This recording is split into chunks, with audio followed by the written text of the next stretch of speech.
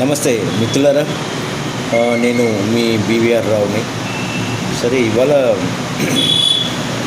వేరే మోడల్ అంటే వేరే యాప్ ద్వారా లైవ్ ట్రై చేస్తున్నాను. ఎలా వస్తుంది ఏమిటి చూద్దామని. సో మిత్రులారా, చూడండి, లైవ్లోకి రండి. ఇవాళ ఈ ఈవినింగ్ ఏమిటి అసలు వార్తలు ఏమైనా చూద్దాం ఒకసారి. చాలా రోజులు అయిపోయింది నేను లైవ్ చేసి. అక్కడ తిరుపతిలో ఒకసారి లైవ్ పెట్టాను. ఆ తర్వాత కపిల తీర్థంలో లైవ్ పెట్టాను, ఇది శివరాత్రి రోజు. బట్ అనుకోకుండా అది డిలీట్ అయిపోయింది ఆ వీడియో. సరే, ఇప్పుడు ఒకసారి చూద్దాం. ఇక్కడ వార్తలు ఏమున్నాయి అంటే, జాన్వీ కపూర్ పుట్టినరోజు సందర్భంగా RC16 టీం నుంచి స్పెషల్ పోస్టర్ ఒకటి రిలీజ్ చేశారట. అలాగే భారత్పై విధిస్తున్న సుంకాల మీద చర్చించేందుకు గోయల్ అమెరికా వెళ్ళారంటూ నిర్మలా సీతారామన్ చేసిన వ్యాఖ్యలు ఉన్నాయి. అలాగే గత ప్రభుత్వం రేషన్ బియ్యం విషయంలో ఆర్గనైజ్డ్ మాఫియాను తయారు చేసిందంటూ నాదెండ్ల మనోహర్ ఏపీకి సంబంధించిన వార్త. అలాగే జెలెన్స్కీ స్వస్థలంపై రష్యా క్షిపణి దాడి చేసిందట. థియేటర్లలో సాధ్యం కానిది ఓటీటీల్లో సాధ్యమవుతుందా అని ఒకటి. నారా లోకేష్ చొరవతో ఏర్పాటైన మనమిత్రలో 200కి చేరిన సేవలట. అలాగే ఎస్ఎల్బీసీ టన్నెల్ ప్రమాదంపై 2 నివేదికలు ముందే హెచ్చరించాయంటూ కేటీఆర్ వ్యాఖ్యానిస్తున్నారు ఆయన. అలాగే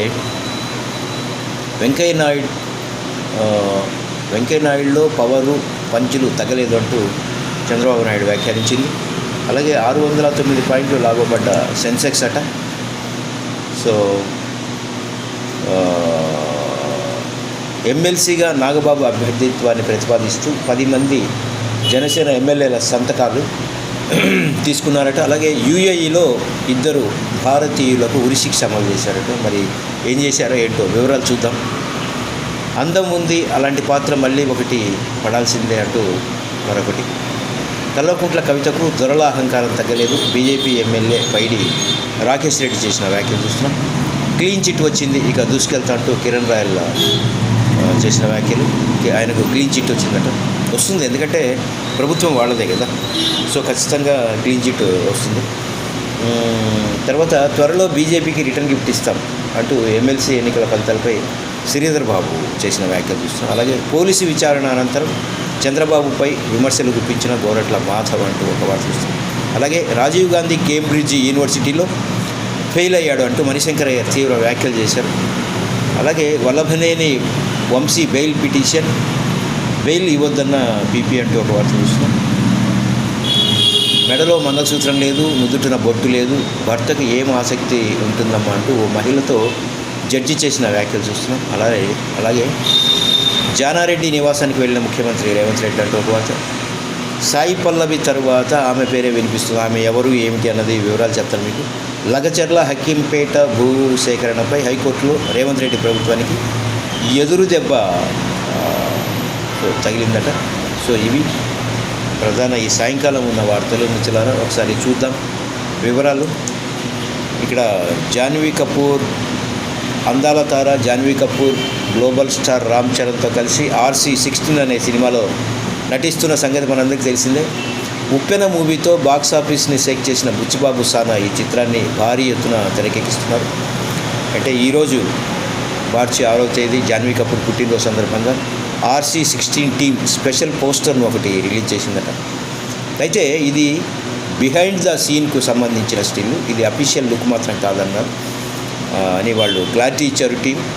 మొదటి షెడ్యూల్ సమయంలో మైసూర్లో క్లిక్ చేసిన సాధారణ ఫోటోని వాళ్ళు స్పష్టం చేశారట.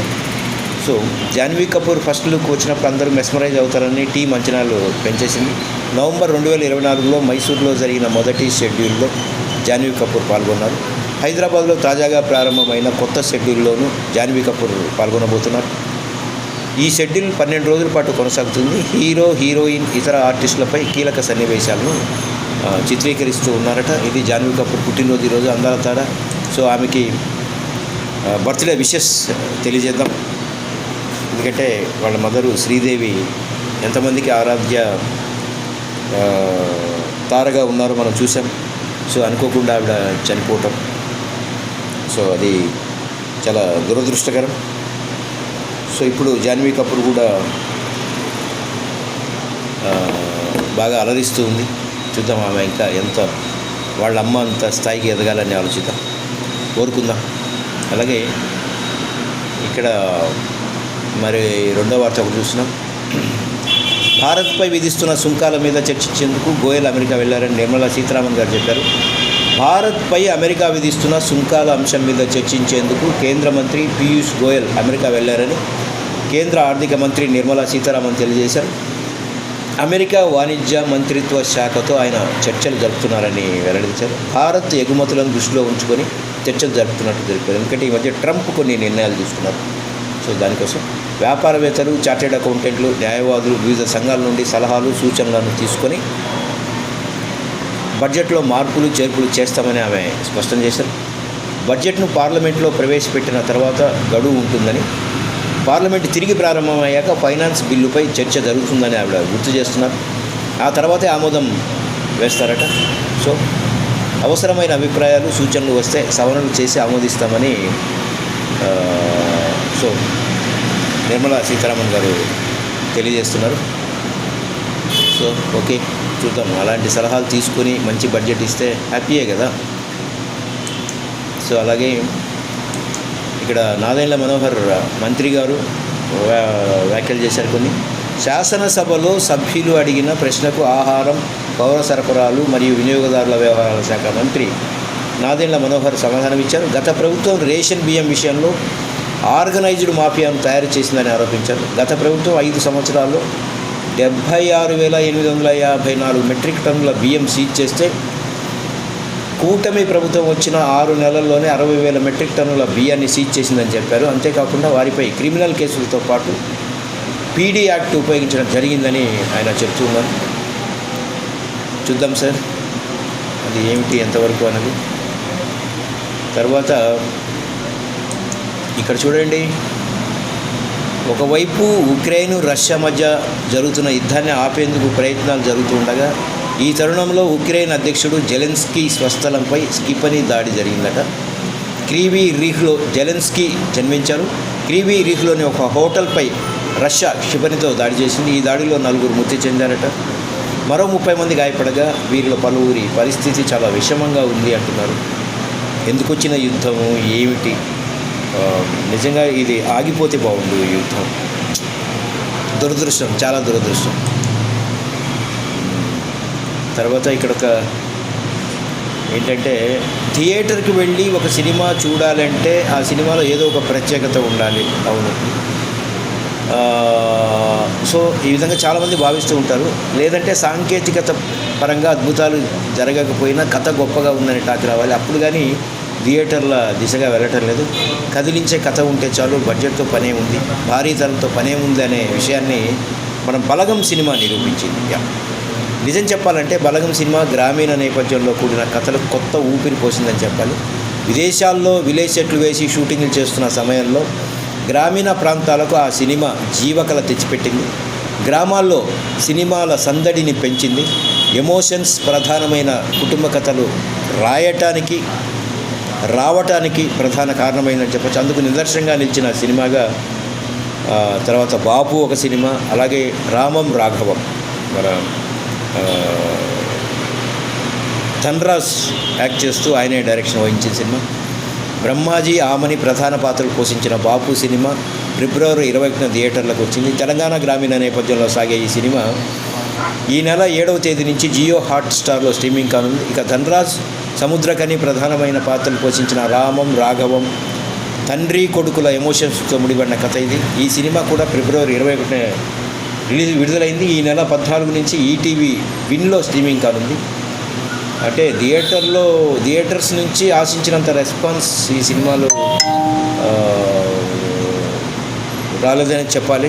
మరి ఓటీటీ వైపు నుంచి ఒకవేళ రెస్పాన్స్ వస్తుందా చూద్దాం. మంచి సినిమాలను ఎప్పుడు ఆదరిస్తుంటారు ప్రేక్షకులు, అది కూడా తెలుగు ప్రేక్షకులు, చాలా ఇంపార్టెంట్. తర్వాత పౌర సేవలను మరింత సులభతరంగా ప్రజలకు అందించేందుకు మంత్రి నారా లోకేష్ చొరవతో ఏర్పాటైన మనమిత్ర ఇది దూసుకుపోతుందట. మనమిత్ర పేరిట ఏపీ ప్రభుత్వం ప్రారంభించిన వాట్సాప్ గవర్నెన్స్ విజయవంతంగా ప్రజలకు సేవలు అందిస్తుంది. ఈ ఏడాది జనవరి 30న మంత్రి లోకేష్ చేతుల మీదుగా దేశంలోనే తొలిసారిగా 161 రకాల పౌర సేవలను వాట్సాప్ ద్వారా అందించేందుకు ప్రారంభించిన మనమిత్ర కేవలం 50 రోజుల్లోనే 200 సేవలు అందించే అద్భుతమైన మైలురాయిని అందుకుందంట. గ్రేటే కదా. ఆంధ్రప్రదేశ్లో డిజిటల్ గవర్నెన్స్ శక్తికి ఇది ఒక నిదర్శనంగా చెప్పవచ్చు.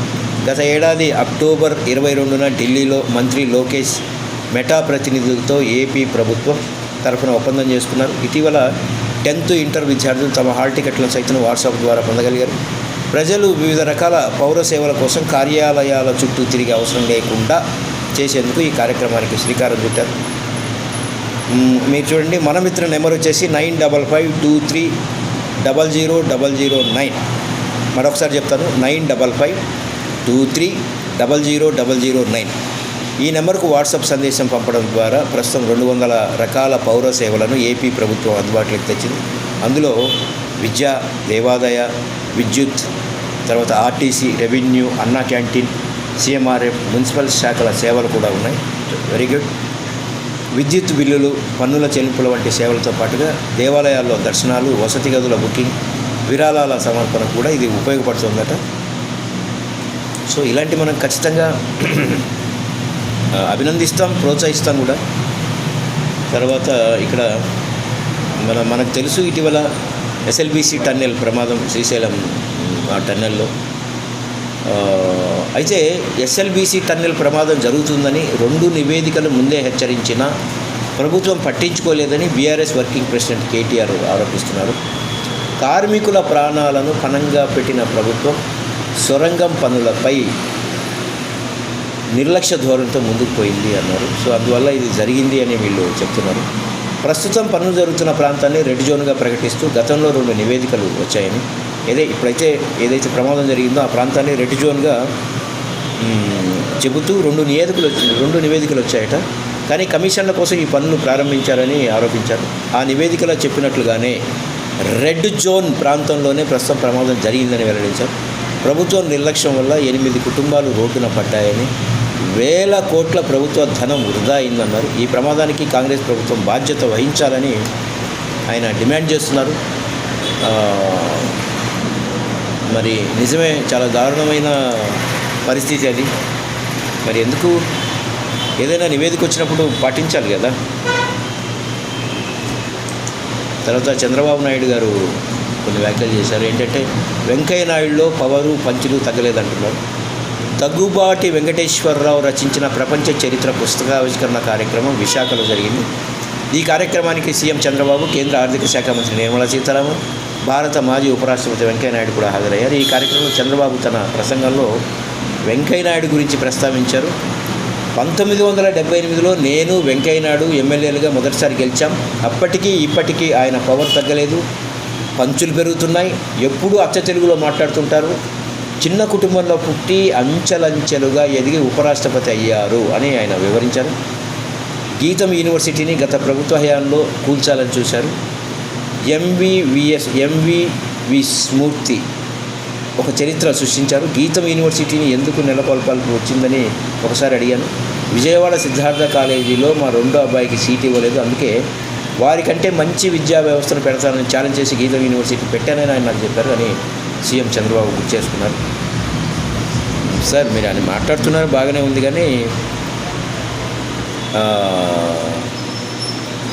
ఎప్పుడు ఎందుకు సార్ జగన్ మీద ఎందుకులేండి, మళ్ళీ ఏమని అంటే అదొక కోపం మీకు. తర్వాత సెన్సెక్స్ ఇవాళ 609 పాయింట్లు లాభపడిందట. దేశీయ స్టాక్ మార్కెట్లు వరుసగా 2వ రోజు లాభాల్లో ముగిశాయి. అంతర్జాతీయ మార్కెట్ల నుంచి సానుకూల సంకేతాలతో మన మార్కెట్లో జోష్ నెలకొంది. ఈరోజు ట్రేడింగ్ ముగిసే సమయానికి సెన్సెక్స్ 609 పాయింట్ల లాభంతో 74,340 వద్ద ముగిసింది. నిఫ్టీ 2,207 పాయింట్లు పెరిగి 22,544 వచ్చి అక్కడ స్థిరపడిందట. డాలర్తో రూపాయి మార్కం విలువ 6 పైసలు బలహీనపడి 87.12 వద్ద ముగిసిందని ఒక వార్త వస్తుంది. అయితే ఇక్కడ ఒక ఏమిటి ఎవరో మెసేజ్ చేశారు, సుకన్య శారీస్ కలెక్షన్ అట. హాయ్ అన్నయ్య, బాగున్నాను, మీరు ఎలా ఉన్నారు? థ్యాంక్ యూ లైవ్లో పలకరించినందుకు. తర్వాత ఇది మనకు తెలిసిందే, ఏపీలో 5 ఎమ్మెల్యే కోటా ఎమ్మెల్సీ సీట్లకు ఎన్నికలు జరగనున్న సంగతి తెలిసిందే. ఇటీవలే నోటిఫికేషన్ వచ్చింది. జనసేన పార్టీ నుంచి నాగబాబుకు ఎమ్మెల్సీగా అవకాశం ఇవ్వాలని పార్టీ అధినేత పవన్ కళ్యాణ్ నిర్ణయించారు. ఈ నేపథ్యంలో ఎమ్మెల్సీగా నాగబాబు నామినేషన్కు అవసరమైన పత్రాలను జనసేన వర్గాలు సిద్ధం చేస్తున్నాయి. తాజాగా ఆయన అభ్యర్థిత్వాన్ని ప్రతిపాదిస్తూ 10 మంది జనసేన ఎమ్మెల్యేలు సంతకాలు చేశారు. సంతకాలు చేసిన వారిలో మంత్రి నాదెండ్ల మనోహర్, ఎమ్మెల్యేలు మండలి బుద్ధప్రసాద్, పంతం నానాజీ, లోకం నాగమాధవి, ఆరణి శ్రీనివాసులు, పంచకర్ల రమేష్ బాబు, సుందరపు విజయ్ కుమార్, పచ్చమట్ల ధర్మరాజు, అరవ శ్రీధర్, బత్తుల బలరామకృష్ణ తదితరులు ఉన్నారట. మొత్తం మీద నాగబాబు ఎమ్మెల్సీ అయ్యి ఆ తర్వాత మంత్రి అవ్వాలన్నది ఆయన ఆలోచనగా ఉంది. చూద్దాం, ఆల్ ద బెస్ట్. ఇక్కడ చూడండి ఒక వార్త, యునైటెడ్ అరబ్ ఎమిరేట్స్ అంటే యుఏఈలో 2 భారతీయులకు ఉరిశిక్ష అమలు చేశారు. ఈ మేరకు మన విదేశాంగ శాఖ వెల్లడించింది. వారికి ఉరిశిక్ష పడిన విషయాన్ని కుటుంబ సభ్యులకు తెలియజేసింది. ఉరిశిక్ష పడిన వారిని కేరళకు చెందిన మహమ్మద్ రినాష్, తర్వాత మురళీధరన్ పెరుమట్టు పలప్పిల్స్గా గుర్తించారట. మరి ఏం చేశారో ఏమో వీళ్ళు. ఒక యుఏఈ వాసి హత్య కేసులో మహమ్మద్ రినాషు, తర్వాత ఒక భారతీయుడి హత్య కేసులో మురళీధరన్ దోషులుగా గుర్తించారట. వీరిద్దరికీ యుఏ ఉరిశిక్షను అమలు చేసింది. వీరికి అవసరమైన దౌత్య సాయం అందించేట్లు విదేశాంగ శాఖ వెల్లడించిందట. యుఏఈ జైల్లో ఉన్న భారతీయ మహిళ షహజాదీ ఖాన్కు ఉరిశిక్షను అమలు చేసిన విషయం ఆలస్యంగా వెలుగులోకి వచ్చిందట. ఒక హత్య కేసులో ఆమెకు ఈ శిక్షను విధించారు. షహజాదీ ఖాన్ 1 ఏడాది పాటు న్యాయ పోరాటం చేసింది, కానీ ఊరట దక్కలేదు. ఫిబ్రవరి 1వ తేదీన ఉరి తీసేశారట. అది ఈ వార్త చాలా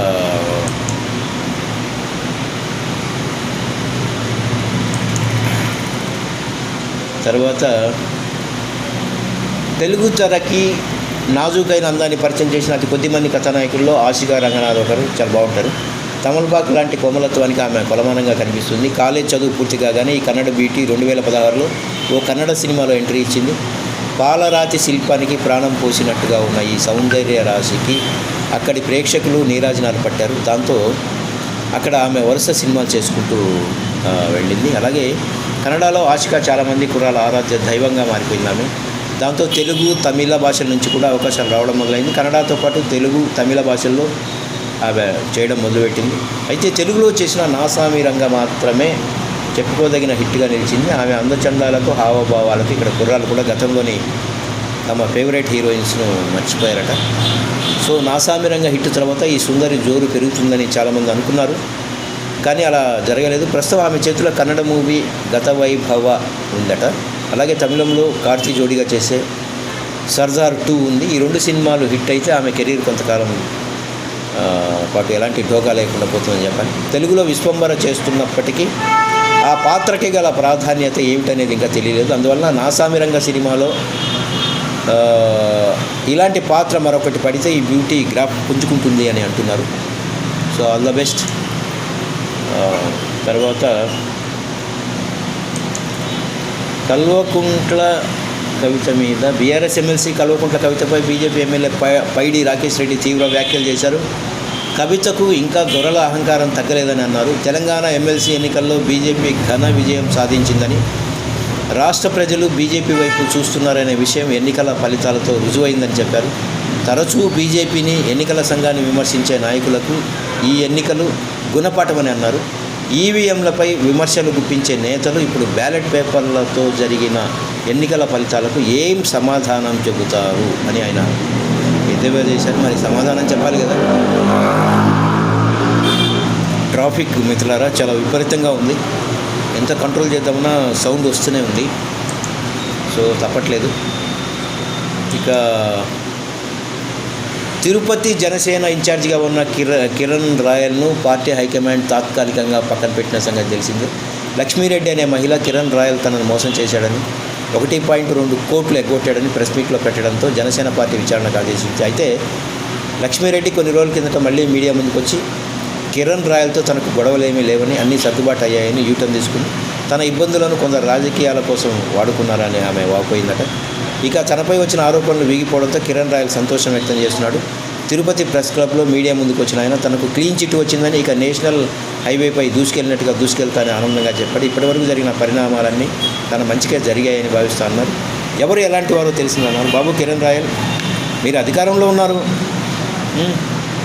ఆమెను బెదిరించిండొచ్చు, ఇంకా ఏదైనా మభ్యపెట్టి ఉండొచ్చు, ఇంకేదైనా చేసి ఉండొచ్చు. సో యూటర్న్ తీసుకుంది.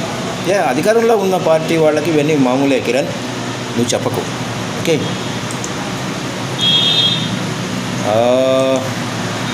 ఇక్కడ త్వరలోనే బీజేపీకి రిటర్న్ గిఫ్ట్ ఇస్తామని తెలంగాణ మంత్రి శ్రీధరబాబు అన్నాడు. తాము బీజేపీకి ఎన్నో రిటర్న్ గిఫ్టులు ఇచ్చామని, త్వరలో మరొకటి ఇస్తామని అన్నారు ఆయన. ఎమ్మెల్సీ ఎన్నికల్లో బీజేపీ గెలుపు నేపథ్యంలో ఆయన మీడియాతో మాట్లాడుతూ బీఆర్ఎస్ బీజేపీ కుమ్మక్కై కాంగ్రెస్ పార్టీని ఓడించాయని ఆరోపించారు. బీజేపీ బీఆర్ఎస్ మధ్య ఫెవికాల్ బంధం ఉందని, ఎమ్మెల్సీ ఎన్నికల్లో అది మరోసారి రుజువైందని ఆయన అంటున్నారు. ఏమిటో ఎవరి మధ్య ఏ బంధాలు ఉన్నాయో, ఎవరు వాళ్ళేమో వీళ్ళిద్దరంటారు, వీళ్ళేమో వాళ్ళిద్దరంటారు, ఎవరు మీరందరూ ఒకటే బాబు, అంతే. ప్రజలే ఓట్లేసి గెలిపించిన ప్రజలే పిచ్చోళ్ళు, అంతే. తర్వాత గోరంట్ల మాధవ్ పోక్సో కేసులో అత్యాచార బాధితుల పేర్లను బహిర్గతం చేశారనే కేసులు వైసీపీ మాజీ ఎంపీ గోరంట్ల మాధవ్ను విజయవాడ సైబర్ క్రైమ్ పోలీసులు విచారించారు. ఆయన కాసేపటి క్రితం బయటకు వచ్చారు. విచారణ ముగిసింది. పోలీసులు మరొక నోటీస్ ఇచ్చారట. విచారణ అనంతరం మీడియాతో ఆయన మాట్లాడుతూ సీఎం చంద్రబాబు కూటమి ప్రభుత్వంపై విమర్శలు గుర్తించారు. వైసీపీ నేతలు కార్యకర్తలపై తప్పుడు కేసులు పెడుతున్నారని మండిపడ్డాడు మాధవ్. కేసులు పెడుతూ తమ అధినేత జగన్ను ఆపాలని చూస్తే సూర్యుని ఆపాలని చూసినట్లేనని చెప్పారు. మాజీ ప్రధాని ఇందిరాగాంధీ హయాం నాటి ఎమర్జెన్సీని చంద్రబాబు నాయుడు గుర్తు చేస్తున్నారని అన్నారు. భావ ప్రకటన స్వేచ్ఛను హరిస్తున్నారని విమర్శించారు. తప్పుడు కేసులు, బెదిరింపులకు వైసీపీ నేతలు, కార్యకర్తలు భయపడరని చెప్పారు. తనకు పోలీసులు మరో నోటీస్ ఇచ్చారని, విచారణకు సహకరిస్తారని పోలీసులకు చెప్పారు.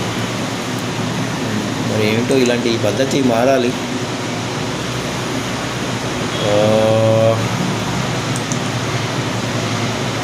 కాంగ్రెస్ సీనియర్ నేత మణిశంకర్ అయ్యర్ చేసిన వ్యాఖ్యలతో మైలేజీ పొందేందుకు బీజేపీ ప్రయత్నిస్తోంది. ఇంతకీ మణిశంకర్ వ్యాఖ్యలు చేసింది ఎవరిపైనో కాదు, దివంగత మాజీ ప్రధాని రాజీవ్ గాంధీపైనే.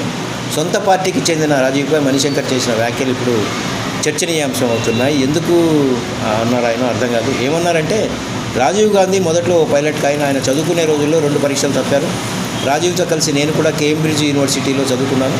కేంబ్రిడ్జ్లో ఆయన ఫెయిల్ అయ్యాడు. విచిత్రమైన విషయం ఏంటంటే, కేంబ్రిడ్జ్ యూనివర్సిటీలో పాస్ అవ్వడం చాలా తేలిక. ఎందుకంటే కేంబ్రిడ్జ్ యూనివర్సిటీ ఎంతో గొప్ప పేరుంది. ఫెయిల్ అయిన వాళ్ళు ఎక్కువ మంది ఉంటే విద్యాసంస్థకు చెడ్డ పేరు వస్తుందని అక్కడ ప్రతి ఒక్కరిని పాస్ చేసేందుకు ప్రయత్నిస్తారట. అలాంటి చోట కూడా రాజీవ్ గాంధీ ఫెయిల్ అయ్యారు. ఆ తర్వాత లండన్లోని ప్రఖ్యాత ఇంపీరియల్లో కాలేజీలో చేరాడట, అక్కడ కూడా ఫెయిల్. అందుకే నాకు అనిపిస్తుంది ఇటువంటి వ్యక్తి ఎలా ప్రధానమంత్రి కాగలిగాడు అని మణిశంకర్ అయ్యర్ ఈ వ్యాఖ్యలు చేశారు. చూడాలి మరి ఎంత దుమారం రేగుతుందో ఈ వ్యాఖ్యలతో. తర్వాత కిడ్నాప్ కేసులో రిమాండ్లో ఉన్న వైసీపీ నేత మాజీ ఎమ్మెల్యే వల్లభనేని వంశీ బెయిల్ పిటిషన్ను విజయవాడలోని ఎస్సీ కోర్టు ఈరోజు విచారించింది. వంశీకి బెయిల్ ఇస్తే సాక్షులను ప్రభావితం చేసే అవకాశం ఉందని పబ్లిక్ ప్రాసిక్యూటర్ వాదించాడు. పోలీస్ కస్టడీలో విచారించిన సమయంలో కీలక సమాచారం తెలిసిందని చెప్పారు. వంశీ ఆదేశాలతోనే సత్యవర్ధన్ను కలిశామని, ఈ కేసులో ఉన్న మరో 2 నిందితులు అంగీకరించారని తెలిపారు. వంశీకి బెయిల్ ఇవ్వద్దని కోరారు. వంశీ నుంచి మరింత సమాచారం రాబట్టాల్సి ఉందని, అందుకే 10 రోజులు కస్టడీకి ఇవ్వాలని పిటిషన్ వేశామని చెప్పారు. నడుస్తుంది వాళ్ళ రాజ్యం కదా. ఇక్కడ ఒక విచిత్రమైన వార్త కనిపిస్తుంది. వేరువేరుగా ఉంటున్న దంపతుల మధ్య సఖ్యత నెలకొల్పే క్రమంలో ఓ జడ్జి ఆసక్తికరమైన వ్యాఖ్యలు చేశారట. నీ మెడలో మంగళసూత్రం లేదు, నుదుటిన బొట్టు లేదు, నువ్వు ఇలా ఉంటే భర్తకు నీపై ఏం ఆసక్తి ఉంటుందమ్మా అని సదరు మహిళను జడ్జి ప్రశ్నించారట. ఈ వ్యవహారానికి సంబంధించిన వివరాలను పూణేకి చెందిన న్యాయవాది అంకుర్ ఆర్ జాగీర్దార్ లింక్డ్ఇన్లో పంచుకున్నారు. గృహహింస కేసులో ఆ భార్యాభర్తలకు మధ్యవర్తిత్వం వహించే బాధ్యతను సదరు జడ్జికి అప్పగించారని జాగీర్దార్ వెల్లడించారు. బాగుంది. తర్వాత తెలంగాణ ముఖ్యమంత్రి రేవంత్ రెడ్డి కాంగ్రెస్ పార్టీ సీనియర్ నేత మాజీ మంత్రి జానారెడ్డి నివాసానికి వెళ్ళారు. ఒక అరగంటకు పైగా వీళ్ళిద్దరూ మాట్లాడుకున్నారట. ఇటీవల వచ్చిన ఎమ్మెల్సీ ఎన్నికల ఫలితాలు, మంత్రివర్గ సమావేశంలో నేపథ్యంలో వీరి భేటీకి ప్రాధాన్యత సంతరించుకుంది. అంతకుముందు వరంగల్, ఖమ్మం, నల్గొండ ఉపాధ్యాయ ఎమ్మెల్సీగా ఎన్నికైన శ్రీపాల్ రెడ్డి ముఖ్యమంత్రిని కలవడం కూడా జరిగింది. సో ఈరోజు మంత్రివర్గ సమావేశం జరుగుతుంది, సచివాలయంలో జరుగుతుందట, ఇప్పటికీ తెలుస్తుంది. మరి ఎలాంటి నిర్ణయాలు ఏమి వస్తాయో చూద్దాం వార్తలు వచ్చిన తర్వాత దాని గురించి. తర్వాత మనకు తెలుసు సాయి పల్లవి ఎంత, అయితే సాయి పల్లవి మంచి నటి, అంతకు మించిన డ్యాన్సర్. తెలుగు సినిమా అభిమానులు హీరోల డ్యాన్సుల గురించి మాత్రమే కాకుండా తన డ్యాన్స్ గురించి మాట్లాడుకునేలా చేసిన ఆర్టిస్టు. అటు మోడర్న్ స్టెప్పులు, ఇటు క్లాసికల్ డ్యాన్సుల విషయంలో ఆమె వేగాన్ని అందుకోవడం మిగతా హీరోయిన్లకి చాలా కష్టమైన విషయమే. పద్ధతికి పట్టుచీర కట్టినట్టుగా కనిపించే సాయి పల్లవి తాను పోషించిన ప్రతి పాత్రకు ఒక పవిత్రత తీసుకొస్తుంది. అయితే సాయి పల్లవి అన్ని రకాల పాత్రలు చేయదు. ఆమె ఎంచుకునే పాత్రలు బలమైనవిగా, విభిన్నమైనవిగా ఉంటాయి. ఏదైనా ఒక పాత్ర గురించి ప్రస్తావన వస్తే ఈ పాత్ర సాయి పల్లవి అయితే బాగుంటుందని ఆడియన్స్ చెప్పే పరిస్థితి వచ్చేసింది. ఆమె కోసం కొన్ని కథలను, పాత్రలను డిజైన్ చేస్తూ ఉండడంతో సాయి పల్లవి చాలా బిజీ అయిపోయింది. అందువల్ల సాయి పల్లవి స్థానంలో ఎవరిని తీసుకోవాలా అనే ఆలోచన చేస్తున్న మేకర్స్కి ఇప్పుడు కనిపిస్తున్న ఒకే ఒక ఆప్షన్ రుక్మిణీ వసంత్ అట. రుక్మిణీ వసంత్ బెంగళూరు పీటీ, గ్లామర్ పెద్ద క్యూనేం కాదు, కానీ సాయి పల్లవి మాదిరిగానే ఏదో తెలియని ఆకర్షణ ఉంటుంది. కట్టు, బొట్టు, నవ్వు, నడక ఇవన్నీ చూస్తే మన పక్కింటి అమ్మాయిలు అనిపిస్తుందట. సప్తసాగరాలు దాటి సినిమాతో యూత్కి కనెక్ట్ అయిన ఈ సుందరి భగీర, భైరతి, రణగల్ సినిమాలతో మరింత క్రేజ్ను సంపాదించుకుంది. ఆ సినిమాల అనువాదాలతో తెలుగు ప్రేక్షకులు కూడా చేరువైనారు. సాయి పల్లవి కుదరదని చెప్పిన ప్రాజెక్టులు ఏవైతే ఉన్నాయో రుక్మిణి వైపు వెళ్తున్నట్టుగా ఒక టాక్ వస్తుంది. సో ఏముంది, ఎవరో ఒకరు నటనకు ప్రధానమైన పాత్రలకు ప్రాధాన్యత ఇచ్చే రుక్మిణి తెలుగులో నిలదొక్కుంటుందేమో చూద్దాం. రావాలి కదా, కొత్త నీరు వస్తూ ఉంటారు. సో అదొకటి. లగచర్ల హకీంపేట భూసేకరణపై రేవంత్ రెడ్డి ప్రభుత్వాన్ని హైకోర్టులో ఎదురుదెబ్బ తగిలిందట. లగచర్ల హకీంపేటలో భూసేకరణ చేయవద్దంటూ హైకోర్టు స్టే విధించింది. భూసేకరణను ఆపేయాలని హైకోర్టు ప్రభుత్వాన్ని ఆదేశించింది. ఈ మేరకు మధ్యంతర ఉత్తర్వులు ఇచ్చిందట. బాగానే ఉంది. సో మిత్రులారా, ఇవి ఇవాళ ఈవినింగ్ ఉన్న ముఖ్యమైన వార్తలు. సో లైవ్ కంటిన్యూగా చేద్దామని ఉంది, కానీ నాకు ఎందుకు అంటే టైం సరిపోవట్లేదు. సో ఖచ్చితంగా రేపటి నుంచి మళ్ళీ మీకు లైవ్లో ఉంటాను. థ్యాంక్ యూ సో మచ్ మిత్రులారా, థ్యాంక్ యూ.